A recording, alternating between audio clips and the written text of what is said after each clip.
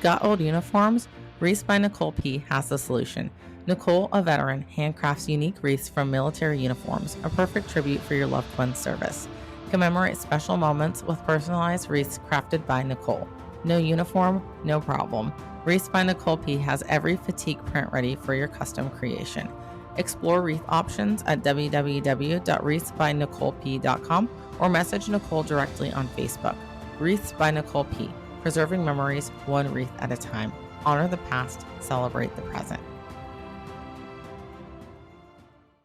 So it sounds silly, but I feel like I have a bit of PTSD from when I was at Quantico. There was this guy named Daniel Boyd that had plans to attack the base. So they put these posters up in our guard checks talking about, these 7 terrorists were planning to come attack the base, and the FBI thwarted it in time. So then I'm standing out there, and every car that pulls up, I'm thinking, is this car going to just pull up and shoot me? And I did that for 2 years straight, standing gate. And I'm wondering, is there somebody up in the woods that's going to shoot me because they're planning on coming to attack the base? So it's like PTSD from a direct threat, but it's not like wartime PTSD. It's a little bit different. Welcome to Your Story Doesn't End Here, the mental health podcast of military and veterans who refuse to be silenced. I'm your host, Rachel, and my mission with this podcast is to be a voice for those who don't have a voice, bring awareness to mental health issues, provide value and solutions, and to change the culture when it comes to mental health within the DoD organizations.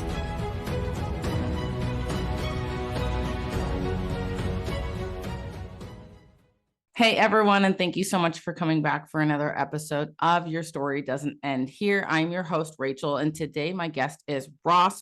Ross is a 37-year-old veteran, has 2 stepkids, 2 biological kids, 3 non-biological dogs, a cat, a bearded dragon, and an amazing second wife who has made his life better than it ever was before. He has been in public service since 2006, served 6 years in the U.S. Marine Corps, and most recently left his job with NYS Homeland Security Office of Counterterrorism. Currently, he helps people navigate life insurance and investments, and also gives veterans free benefit consultations. Ross, thank you so much for being on the show today. Thank you for having me. I'm glad you actually went through that. It kind of reminded me where the heck I just came from. Yeah. And it's always the one of the most hardest questions for me to answer is when someone's like, tell me a little bit about yourself. And I'm not gonna lie, I've been using ChatGPT a lot lately when I'm writing bios for me because it makes it sound prettier. But yeah, it's like the greatest reflection of where you've been in your life and what you've done and what you're currently doing is when someone's like, write me a bio. So there you go. What do you like doing? Oh, eating. Right. I'm like, I don't know. I'm not an interesting person. Right. But no, I think there's a lot there. I mean, you've done a lot of really cool things. And I think a lot of times when I talk to veterans, they're like, yeah, my service wasn't really any different than anyone else's, or what I do, it isn't any different. I mean, probably some of the most humble people, not everyone, some people, not so much, but I'm really excited to hear from you what your story was like. And so I'm just going to pass it off to you. Cool. So back in 2006, I joined a fire department. It was a small county department. And I was trying to get onto a larger municipality, but I just couldn't find any jobs that would take me on. So I was like, screw this, I'm going to the Marine Corps. So I joined up, they took me, and I became a military policeman. So I went to my first duty station, which was Quantico, when I was there for 2.5 years. Married my first wife at that time. And then we went to Okinawa together. Along that period, she had cervical cancer. So they removed it, and they're like, well, if you're going to have a kid, you got to do it soon. So we rushed into having a kid. So he was born in Japan, but while she was pregnant, I was supposed to go on deployment, but she turned out to be a high-risk pregnancy, so they held me back. So I kind of missed my opportunity to deploy, which, good or bad, I don't know, not sure how people feel about it anymore. I think a lot of people came back and they wonder what they did that for. So it might have saved me in a way. So after that, anyways, we lived in Japan for a couple more years. We moved back stateside, lived in Montana, which is the most incredible place on earth. Problem is now, the prices there have been driven up so high, I don't think anybody can afford to live there anymore unless you're from California. I wish I could go. I hope to retire there one day. But anyways, so moved there. My wife at the time and I had a breakdown in our relationship. So we ended up moving to New York, where her family's from, where she's originally from. And we got divorced. And then I met my current wife. And now we have her 2 kids. And then we just had a baby in September named Noelle. And after she was born, I decided that's it. I'm not going into work anymore. And I changed careers completely and started doing life insurance and investments rather than going in, doing the daily grind all the time. Working for New York State was fun at times because I got to act like a terrorist. That was my job, was to act like a terrorist and see if people called the cops on me. So that was cool, but just away from home too much, and I'd rather be here. So that's kind of where I'm at now. Well, there's a lot to unpack there. So, first of all, Montana is a beautiful state. I just wanted to comment on that. I've driven through there a few times. That's more the west side than the east side, I would think. But yes, gorgeous state. A little precarious in some places if you're driving through the mountains. But I'm from Iowa, so when we drive back to the Midwest, we always usually go through Montana. And so I definitely appreciate the beauty there. I want to talk about your time with pretending to be a terrorist. Right. You just kind of casually grazed over that. Like, yeah, no, that's not an everyday job. So talk to us a little bit more about that. I'm interested. So it's part of the See Something, Say Something Act. Essentially, we're testing to see if people will actually say something when they see something. So we do red team exercises and we go out to businesses and we buy bomb making material and things like that, or we go to Buffalo Bills games or Times Square and we do suspicious behavior to see if anybody will call in on us. And ideally, it's a white guy that looks like me because that's the biggest threat at the moment. And then, we don't want them thinking it's somebody from the Middle East anymore because that's really, one, it's not the biggest threat, and two, that's profiling. We want them to look at our behavior more than the person themselves. So it's the behavior we want people to start recognizing. So to do that, we also do outreach. We go to these businesses ahead of time before we test them, and we try to teach them what to look for, the materials and the behaviors. Same thing with the critical infrastructure. We'll go to places like parts of the electrical grid or the water plants and see if they catch on to us snooping around and trying to do things. I keep saying us and we, but it's no longer me anymore. So they. So how often did someone actually catch on and call in to what you were doing? There's about a 36% SAR rate, which is a suspicious activity report. So across the state for New York, about 36% of the time people would call in. About 70 some odd percent. Yeah, about 70% of the time they thought it was suspicious, but they didn't do anything. Yeah, I was going to say that seems like a really low number, especially for New York. I mean, obviously we know that's where 9/11 took place, and I don't know, maybe people aren't as on high alert anymore, but it's interesting to hear that statistic because, you hear about the studies and stuff that's been done where someone will be getting physically beaten in public and people will just walk past it because they assume that someone else called. So I wonder if that's almost the same logic that people just thought someone else. Bystander effect, it does come into play a little bit, but for the most part, that's only when there's a group of people. When we're doing this, we're going to one person at a cash register, and it's kind of on them to even notice. Yeah. Sometimes they'll notice and they'll tell their manager, and the manager's like, "Oh, it's fine, don't even worry about it." That happens on occasion. Really? Yeah. Wow. Yeah. Which it's really sad because I think anytime there's a tragedy that happens, we always go back and analyze oh, this was super preventable. Someone. Yeah. Oh yeah, all the time. Yeah. So going back and looking at things, it's fun to do. The September 11th attacks, the hotel, they took their own trash out. So that wasn't suspicious at the time because but who takes their own trash out at a hotel, right? Almost nobody. Right. So that could have raised red flags, and that was where the FBI went to find their plans, was the trash too. So that's how we started making connections. Wow. Yeah. It's always the simplest things that it's man, just noticing the one thing. But no, that's a really cool job. And like I said, it's not your standard job that you hear people do every day. So you definitely made quite the shift. But I wanted to talk a little bit about your time in the Marine Corps. And you talked a little bit about, kind of the general overview of what you did and where you're stationed and whatnot, but how was the experience as far as the people you're around in your unit and your leadership? I found pretty quickly that, and this is going to sound really rude and arrogant, but I was a little too smart for the Marine Corps. I also joined at the age of 22. It doesn't sound arrogant. Okay, good. I joined at 22, so I was the same age as some of my NCOs when I came in. And it's like, dude, I've been in the real, you've been in since you were 18. I feel like I would have maybe a little leg up here on you. You know the Marine Corps, but I know life. Like, even at 22, though, it's pretty stupid. Yeah.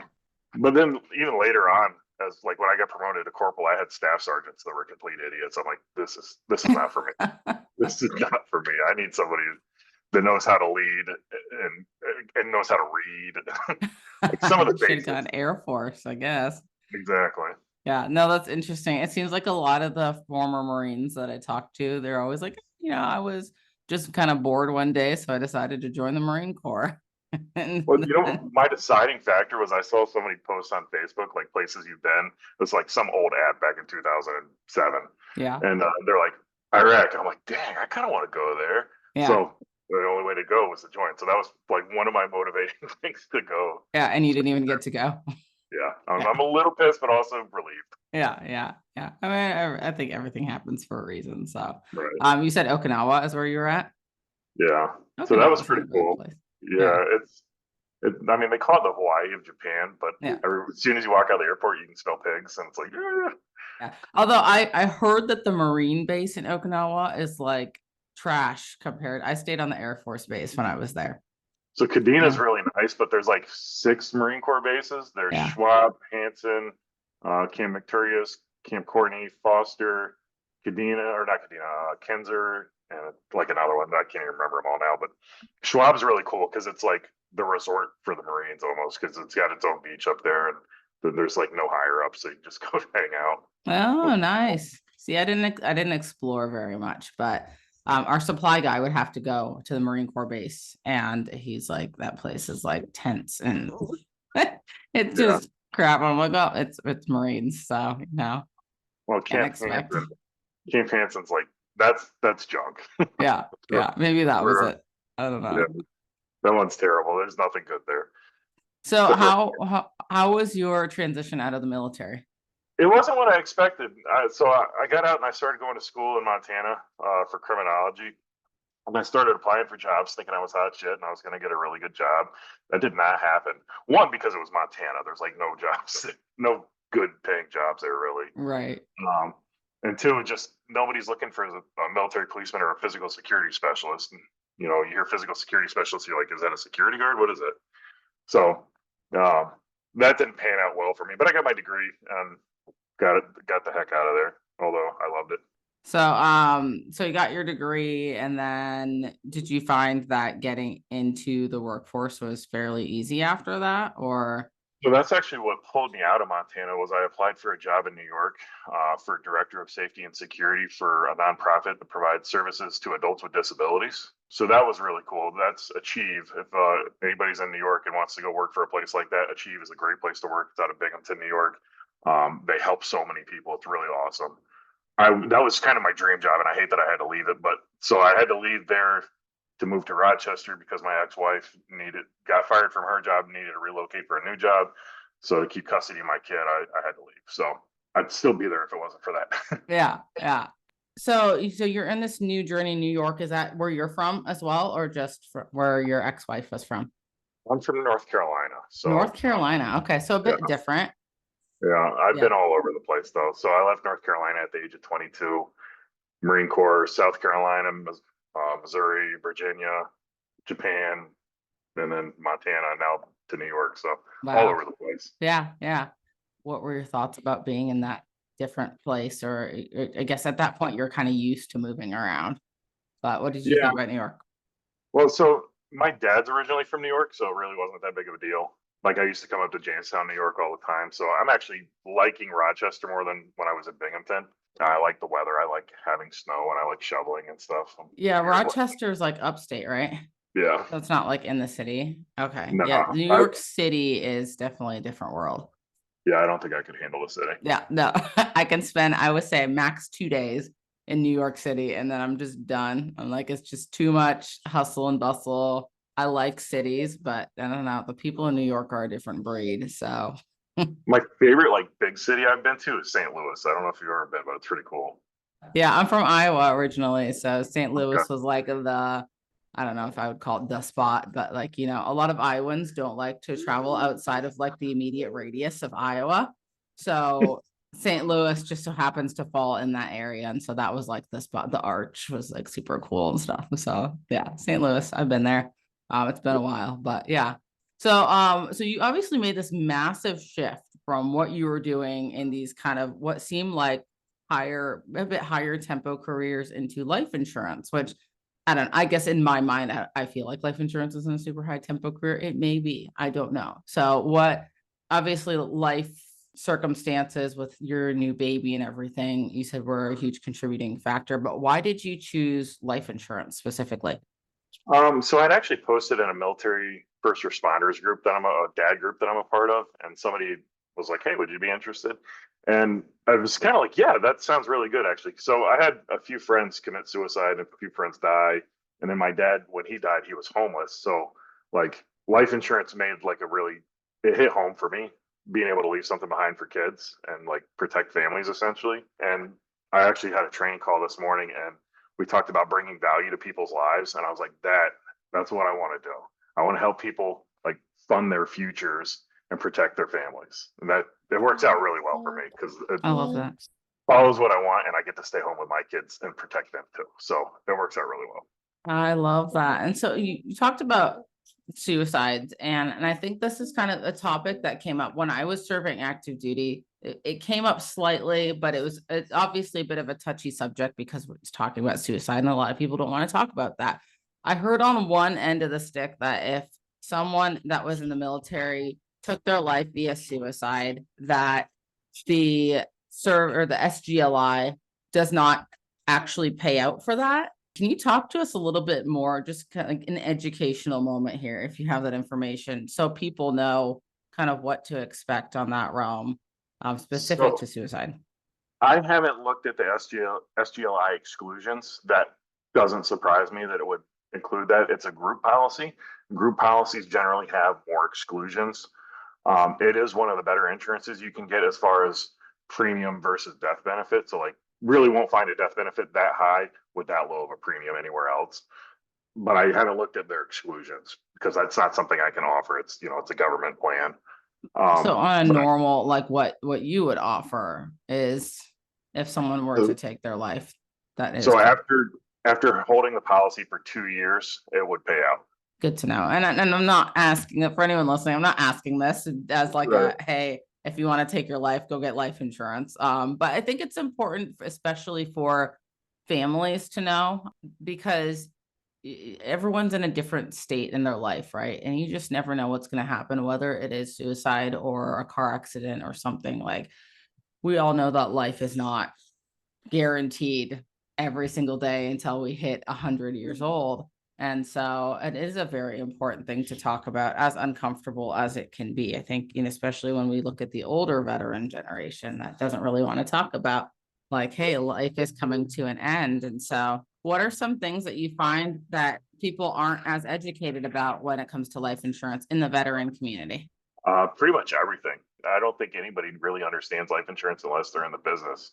It's not something we talk about because it's an extra cost. It's a complete overhead for people. And they never reap their own benefits from it. So it's not something they think of. But it's like if you pay car insurance every month, yeah, you might not wreck your car, so you never see the benefits from it. But if you did wreck your car, you'd be very glad you had it. I personally recommend everybody gets term insurance. I don't recommend whole life or universal life. Term insurance is a limited span, but it's only meant to cover you while you need it. And the goal being that once that term comes to an end, that you'll be essentially self-insured. You'll have enough assets built up that you no longer need life insurance because you'll have something to pass on to your family. So that's the goal. Whereas whole life, you pay that sucker the rest of your life, and it's 3 or 4 times the cost of term insurance. So it's kind of a toss-up. People look at whole life or universal life as an investment. Term life is protection in the meantime. No, that's good to know. To me, it's still this word. Like, I'm so confused. I don't have life insurance, by the way. I probably should. We can talk. Yeah, we should talk. But yeah, no, I think especially when we're on a mental health podcast, obviously the topic of death comes up quite a bit. And that's just one of those things that, there are things surrounding death that people need to know about that people don't know about. And so I appreciate people like you that come on here and can be a resource for veterans who need like, hey, who do I talk to? Who's someone that is a veteran that I can trust? Because I think in the veteran community, especially, vets like to work with other vets. We just kind of have this understanding, whether we serve for 4 years, 20 years, there's just this different understanding within the veteran community. And so just having someone like you out there as a resource, I think is huge in general. So what is the next step for you? What's the next, like, I'd say 5-year goal in your life in general? I'll honestly probably still be doing this. I'm hoping to buy a nicer boat. That's about it, really. Yeah. So because we have 4 kids, we bought a boat last year, and it's okay, but I want a nicer one because it's hard to travel with that many kids. So we just keep the boat in the lake and do that way. Yeah, fun. So you have several kids and you're obviously dad. What if you had one of your children come up to you and say that they wanted to join the military in today's environment? What would you tell them? Go Air Force or Space Force? Space Force. Space Force. Why? Or actually Coast Guard too. Coast Guard was something I wish I had converted into from the Marine Corps. I think I would have done really well with that. I want them to go into a branch that will have skill to translate out, and also one where they're treated like adults rather than children. Yeah, I was going to say a different word, but children. Yeah. We'll keep it PG. Yeah, there we go. And so what are your overall feelings about your service? I enjoyed it. It just wasn't what I expected. And I think most people that go in the Marine Corps come out feeling that way. Interesting. I think we thought we were the biggest and baddest, and in all reality, I don't really think that's the case. I think it's a numbers game, and so they're pushing through whoever they can push through. I was probably even one of them because I suck at pull-ups, but yeah, I think Still they just pushed through it. Yeah. So were you one of those that technically shouldn't have passed boot camp? No, so I passed legitimately. You did? Okay. I did, but still, I'm a bare minimum pull-up guy. Like I'm 6'5" and I weighed 210 pounds at the time, so I was skinny then. Not anymore, but like I'm not good at pull-ups. Like I can just stand on the ground and hold the pull-up bar. Why do I need to pull up? You know? Yeah. So, I was never good at them, but I passed. I was a bare minimum pull-up guy. Yeah. I'd run a 19-minute 3-mile though, so I was fast at least. Yeah. See, I said this I recorded a podcast episode yesterday with a Marine veteran, and I was like, I didn't join any branch but the Navy because the run was 1.5 miles. I was not trying to do 2. I think Army was 2 and Marine Corps is 3. And I was like, nope, I'm good. Not a runner, not doing it. Yeah. It's that was the part I excelled at. Yeah, no, not for me. I was a swimmer, and us water people, we don't do well on land usually. So yeah. But no, that's super interesting. I think a lot of Marines that I talk to usually don't have that response of like, that wasn't really what I expected, because a lot of Marines, I mean, you always have your outliers. You, to me, kind of seem like the outlier that wasn't like super into the hoorah, like, you know, all the Marine stuff. To me, that's all false bravado. Not me. Yeah, you were just like, yeah, I'm just here to do the job, and yeah.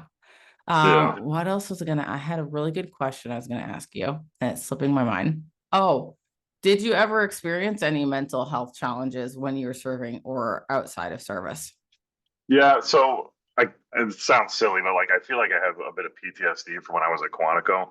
There was this guy named Daniel Boyd that had plans to attack the base. So they put these posters up in our guard checks talking about, these 7 terrorists were planning to come attack the base, and the FBI thwarted it in time. So then I'm like standing out there, and every car that pulls up, I'm thinking, is this car going to just pull up and shoot me? And I did that for like 2 years straight, standing gate. And I'm wondering, is there somebody up in the woods that's going to shoot me because they're planning on coming to attack the base? So it's like PTSD from a direct threat, but it's not like wartime PTSD. It's a little bit different, right? Yeah, which I mean, I think to me, I believe is still completely valid. And I think that's the struggle that a lot of veterans deal with is like, is my PTSD quote unquote as bad as this guy's PTSD? But I think it's important to note for not only you, but anyone listening, that PTSD is PTSD. And our version of trauma is based on our experience, because it is completely an experiential thing. someone, and I talk to a lot of guys that go through some really like crazy, ruthless combat situations. And I'm like, oh, what are your feelings surrounding that? And they're like, oh, I'm good. Like they watch some horrible things. But then I talk to other people who went through an experience that some people might look at and be like, oh, that wasn't that big of a deal, but they're very much traumatized by it. So it's definitely a valid thing to say you have PTSD over, or to even be traumatized by. And yeah, I mean, that's terrifying, especially when it's that like anticipatory, like you don't know what's going to happen. And it's like every day you're showing up thinking like, I don't know, is this going to be my last day on earth? And so that's definitely very valid. Also, being an MP, we had to respond to a lot of things too. So like suicides and car wrecks and things like that. So Yeah. seeing that stuff also, but I feel like the constant threat of anticipated violence is probably what affects me the most. Like I was sitting on the couch the other night and I don't have the curtains drawn on the window. And I feel like I'm waiting for somebody outside that window to shoot me. Yeah. Like here it is 13, 14 years later, and I'm still like somebody just sitting out there looking to shoot me. Yeah. And I don't know why, but Yeah. it still kind of affects me. Yeah. Yeah. And again, very valid. And I would encourage you, if you haven't gotten help for that, I would encourage you to explore those options, because yeah, that's a very valid thing to experience PTSD over. And then also being an MP, I know several MAs in the Navy that have told me some stories about the things that they have to deal with. And one of the thoughts that came to mind for me was like, man, when you walk in the recruiter's office and you pick this job, most recruiters aren't saying like, hey, if you're going to be police, you're going to deal with this, and this. Are you up for it? They're just like, hey, man, sign the line. You're going to love it. If you don't love it, just pick a new career 2 years later. This is what they told me, at least. Not true, by the way. But yeah, the things that the military police of all branches have to deal with, to me, like that can really mess someone up, especially like responding to suicides. And so can you talk to us just a little bit about like the things that you have to respond to as an MP, just for the people that are listening that maybe aren't super familiar with that job field? So there was one incident where this Lance Corporal had laid his head on the railroad tracks and let the train run over him. So like had to respond to that to clean it up and start an investigation and figure out what happened. There was another one, and it was actually one of our lieutenants who hung himself on base that we had to respond to. And like it was premeditated. He went out there and like he had his military uniforms in one tub and his civilian clothing in another tub, and he left notes with both, and like, here you go, here you can check me out, essentially, and just hung himself right on base at the lake. That sucked because he was a really awesome dude, just the nicest guy. So he was brand new into his career. It was sad to see him go. I'm trying to think of a couple others. Car wrecks are always bad. I remember seeing a vehicle flipped over into a river, caught on fire. One of the driver was ejected, and then the passenger was stuck in the car, and like parts of his skin were missing. Like it's gruesome and stuff you could probably see in country too, but you know, it happens at home every day. Also, just first responders in general have to respond to those things. Yeah. And so when you're responding to these things, is there regular like therapy provided to MPs specifically because you're in that job field? No, that was never an option when I was. Yeah. And then remind me, is MP one of those fields where people are typically afraid to go seek help because you could lose like your gun qual or something?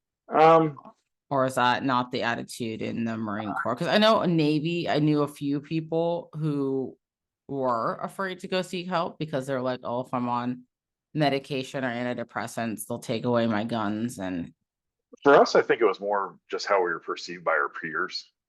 That was probably the biggest part of it. There was one kid I remember who just like soaked it up, and in fact, I got in trouble one time for drinking something stupid, and he's like, "Oh, just tell him you're suicidal, and then you don't have to work anymore." I'm like, "No, dude, I'm not doing that."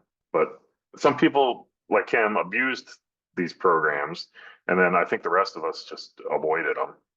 yeah, I think that's kind of a lot of the general consensus with mental health is the stigma in the military still exists so much that there are people that have used the systems. I've met a few of them myself, but then there are people that just, they don't want to even deal with the stigma. And hopefully we can get to a better place with, I mean, it's not just a military thing, it's a global thing, it's a nationwide thing, and there's a lot of work to be done. But I appreciate you sharing those perspectives. I think a lot of times when we're in these job fields, to us, it kind of becomes like the normal, like day to day, like, oh, yep, just had to clean up another body today, and like we forget that there are civilians out there that have absolutely no idea. Like, to them, they think military police is just like riding around in a squad car and, pulling people over once in a while. And Standing gate, saluting. yeah, right. Which, yeah, no, thank you. I would not, no, do not want to do that. That was like a collateral duty at my duty station. It was at the gate, and everyone always told me you should do it. I'm like, hey, I don't want the OC spray in my eyes, so I'm not even gonna get that qual. Right. So everyone says it's not that bad, but I struggled the most when I actually got out of the Marine Corps, and I lost my purpose, and also my my wife at the time was not like supportive at all. But losing my purpose, I felt like was the biggest kicker to me. Like, I was thinking about driving off a freaking bridge kind of deal. So yeah. And that's such a common theme with veterans. And I'm glad you brought that up, because you are an example of someone who served and didn't go on like a combat deployment. And I think a lot of people think that the only people who struggle when they get out of the military are the people who like went on these major combat deployments. Cause I work a lot with veterans and transition and reintegration. And oftentimes when I say the words transition and reintegration, people are like, oh, well, when I came back from Iraq, well, we had this little bit of a reintegration. And I'm like, no. Like, it's not, there are veterans who have separated from service that never deployed a day in their life and still really struggle, because it is such a different lifestyle for so many years of your life, 4 years, 2 years, 6 years, however long you may have served. And it makes it really hard to go from like one day, exactly what you need to do, what you need to wear, where you need to be. And then the next day, it's like this overwhelming amount of freedom that feels really good at first. And then you're like, oh, well, now what? Because all your friends and people you served with are still like doing that thing, right? But it's like, well, now I'm this kind of outsider. That's how I felt, at least when I separated from the military. And I was so freaking weird when I first got out. yeah. I was going to school, and there's one of my professors was an Air Force veteran, and he tried to come talk to me, and I had no idea how to talk to him anymore, because he was like a normal civilian and I was this weird robot from the Marine Corps. Yeah. And I'm still embarrassed by that, how I acted back then. I was like, oh my God, that was cringy. Yes, sir, ma'am, I don't know. Yeah, it's especially, I mean, were there a lot of vets in your school, or were you like the anomaly? Yeah, not really. I mean, it was University of Montana, so it's not a small school, but it's not huge either. And I feel like the population there mostly was young kids from close to the area. Yep. So yeah, That's always weird. The Billy Madison thing, Yeah, that was when I went to nursing school, and I was like, for first few classes that I took, it was just a bunch of like 18-year-olds, which is weird because I was in a military town. So I figured there'd be more military. It was just like a bunch of younger kids that weren't vets. And they're like, oh, wow, you're in the military? Yeah. Yeah, such a different world. But no, Ross, I really appreciate you coming on and just sharing bits and pieces of your life. We kind of jumped around all over the place, but great conversation. And I appreciate the value that you provided. Can you just take a minute to let the people that are listening know where they can find you and how they can support you, and maybe reach out if they want to talk to you more about working with you? Sure. Well, first, I want to add one last thing about life insurance. If you're doing your veterans claims, or you've already done them, try and get your life insurance now, or get it before you put in your claims, because you don't want to get to the point where you're uninsurable, whether it's due to being denied or to being cost prohibitive. Because like, if you get all these disabilities packed up, the premium cost goes up and up and up, and you probably can't afford it anymore. So get it while you're young and healthy-ish, before it's too late, because you're going to want it later and you're not going to be able to get it. And that kind of sucks. So yeah, you can reach me. My email is rossrinaldo@protonmail.com. chng.it.com. My phone number is 607-377-4125. And I've got a bunch of other contact info stuff, but that's the easiest way to get a hold of me directly. Awesome. And I will make sure to put that in the show notes. So anyone that wants to reach out can reach out, and I hope they do. Do you have any like social media or anything that anyone can support you on? Really just Facebook. It's not even like a follower thing. It's just my profile. Yeah, fair enough. You're simple. Yeah. That's good. That's good. There's too many social media profiles out there, account or platforms out there these days, and they get incredibly overwhelming. So I like that you're a simple guy. Any last words or pieces of advice that you want to leave the listeners with today, Ross? No, I think I covered everything. Awesome. Thank you very much for having me. Of course. Yeah. Thank you so much for being on the show, and looking forward to following your journey and seeing how you grow over the next few years. Likewise. Thank you. I'm going to make sure to follow you as well. Awesome. Thank you for taking the time to listen in today. With your support, we are able to increase awareness of the mental health issues affecting service members and veterans today, with the goal of creating positive change. If you got value from this episode, please take 30 seconds to subscribe and share this episode within your own network. Until next time, remember, your story matters, your mental health matters, and your story doesn't end here.